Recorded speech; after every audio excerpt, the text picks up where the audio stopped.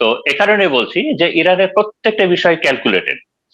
এখন এই ধরনের যুদ্ধে ফলাফল আনতে গেলে আর একটা বড় বিষয় কাজ করে হলো যে যার যার স্ট্র্যাটেজিতে, সে ইরানের স্ট্র্যাটেজি, ওদিকে ইসরায়েল এবং আমেরিকার স্ট্র্যাটেজি, কার স্ট্র্যাটেজিতে জয় আনার জন্য ফ্লেক্সিবিলিটিটা একটু বেশি।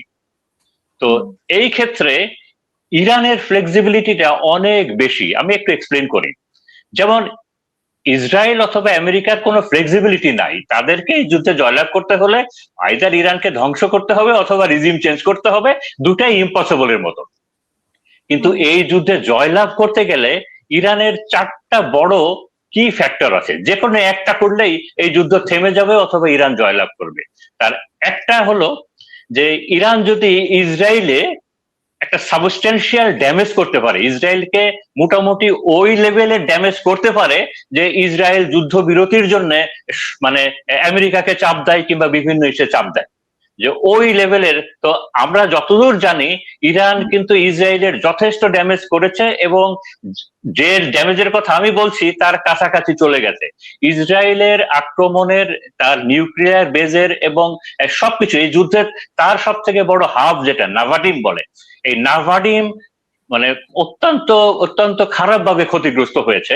এবং যেটা ইরান আপনার ইরান আগে কখনো করতে পারে নাই, এটা মেনলি চাইনিজ তাদের টেকনোলজি। এবং আমরা অনেকেই জানি যে চায়না তার অনেকগুলো স্যাটেলাইট এই ওয়ারফিল্ডে ইরানকে সাপোর্ট করার জন্য রিডাইরেক্ট করেছে, যে কারণে চাইনিজ টেকনোলজি এবং আপনার রাশিয়ার ইন্টেলিজেন্স, এই দুইটা মিলিয়ে আপনারা দেখবেন যে ইরান ইসরায়েলে একেবারে খুব পিন পয়েন্টে খুব কারেক্টলি এখন হিট করছে ইরানের মিসাইল গুলো, যেটা আগে করতে পারতো না।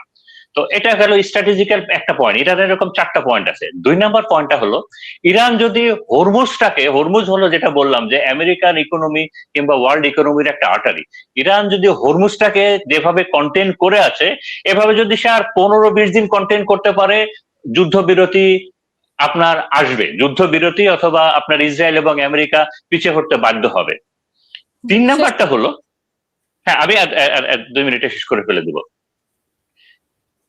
আমেরিকা কোনোভাবেই চায় না যে মিডল ইস্টের ওয়েল ফিল্ড গুলোর ক্ষতি হোক। আমেরিকা কোনোভাবে চায় না সে মিডল ইস্টের ওয়েল ফিল্ড গুলো ক্ষতি হোক। ইরানের যে ওয়েল ফিল্ডে আক্রমণ করেছে এটা ইসরায়েল করেছে, যার কারণে এই বিষয়ে আমেরিকা অনেক নাখোশও আছে। তো ইরান তার শেষ সম্বল হিসেবে এই ওয়েল ফিল্ড গুলাতে, তার মিডল ইস্টে যে বিভিন্ন ওয়েল ফিল্ড গুলো আছে এগুলোকেও সে একটা হাতিয়ার হিসেবে নিবে। তো এই যে বিষয়গুলো বললাম, তো এই বিষয়গুলা যদি ইরান, এই যে এগুলো হলো ইরানের স্ট্র্যাটেজিক্যাল হলো তার মানে তার ফ্লেক্সিবিলিটি। এবং ইরান যদি শুধু সার্ভাইভ করে যায়, যুদ্ধটা কন্টিনিউ করে যায়, সেটাই আনবিয়ারেবল হয়ে যাবে ইউএসএ এবং ইসের জন্য। এখন এই যুদ্ধ শেষ করার জন্য দুইটা কোশ্চেন, জেনুইন কোশ্চেন সবার সামনে চলে আসে যে ইরানে কি গ্রাউন্ড ফোর্স আসবে, কারণ গ্রাউন্ড ফোর্স ছাড়া তো কোনো কিছু সম্ভব হচ্ছে না। তো অনেকেই বলেন যে ইরানে গ্রাউন্ড ফোর্স আসবে, কিন্তু এটা ইসরায়েল থেকে কোনো গ্রাউন্ড ফোর্স আসবে না, কারণ ইসরায়েলের জন্য সেটা ইম্পসিবল।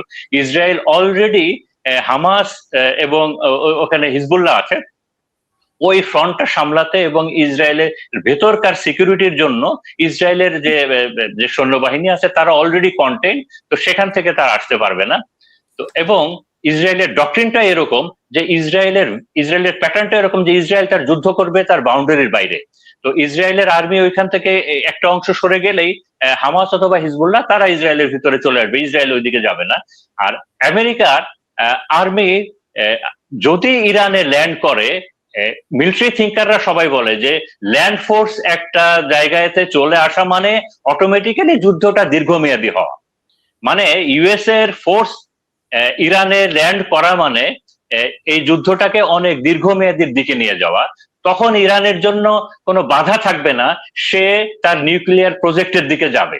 এবং আমরা অনেক বিভিন্নভাবে খবর পাচ্ছি যে আইদার ইরান তার নিউক্লিয়ার ক্যাপাবিলিটি অর্জন করে ফেলেছে, অথবা ইরান এমন একটা জায়গায় আছে যে তার লঞ্চার রেডি আছে, নিউক্লিয়ার বোমা তৈরির সব কাঁচামাল রেডি আছে, এভরিথিং ইজ রেডি আছে, সে কয়েকদিনের ভিতরে তৈরি করে ফেলে দিবে। তো এরকম একটা অবস্থায় আছে। এবং আমার ধারণা আগামী 1 সপ্তাহের ভিতরে আমরা একটা সিগনিফিকেন্ট এই যুদ্ধের শেষের শুরুটা দেখতে পারবো। Thank you.